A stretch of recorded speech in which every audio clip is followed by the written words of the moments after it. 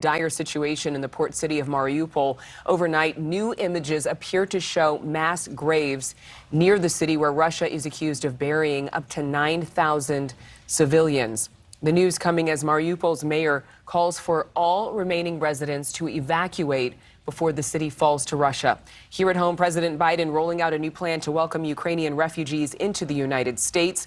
It's the first time we're hearing about a formal process. Allison Harris has that story in just a moment. But first, let's get to Joe Khalil for a look at what's happening in Ukraine right now. Joe.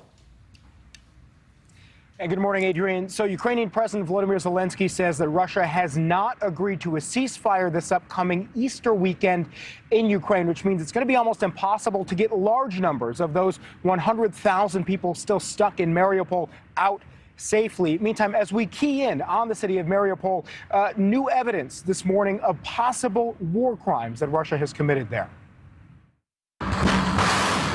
The telltale signs of war now mark nearly every street corner in Mariupol. And this morning, the full scope of the conflict became clearer as satellite images over the port city show yet another site of mass graves.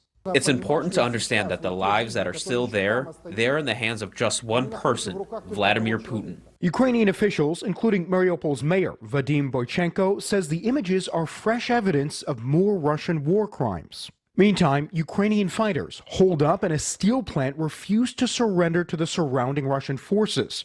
Doing so would effectively hand full control of the port city to Russia. The soldiers are not willing to give themselves in. They're willing to leave only with weapons in their hands and continue defending our homeland, our Ukraine. All this as Ukrainian leaders say more than 100,000 civilians are still trapped, with no current humanitarian corridor to evacuate. President Putin refusing a weekend ceasefire agreement. In the south and east of our country, the occupiers continue to do everything to have a reason to talk about at least some victories. Ukrainian President Volodymyr Zelensky says Russia's declaration of victory in Mariupol was premature and says his military is prepared to continue the fight, backed by another $800 million round of American weapons. There is no doubt that we will win this fight.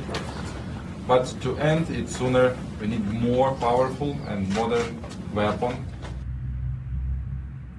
So what you just heard there right at the end was Ukraine's prime minister meeting with American defense officials, and he had a hopeful tone. He was very confident, which Ukrainian leaders have been throughout this conflict. And certainly, Adrian, they've surprised the international community, defeating Russia in the battle for Kyiv. But despite that hopeful tone, there is this acknowledgement that this phase of the war, especially in the days and weeks coming up just now, is going to be a lot more brutal and potentially a lot more deadly there. Thank you so much for watching. Make sure to click on the red subscribe button below so you can get more of NewsNation's fact-driven, unbiased coverage.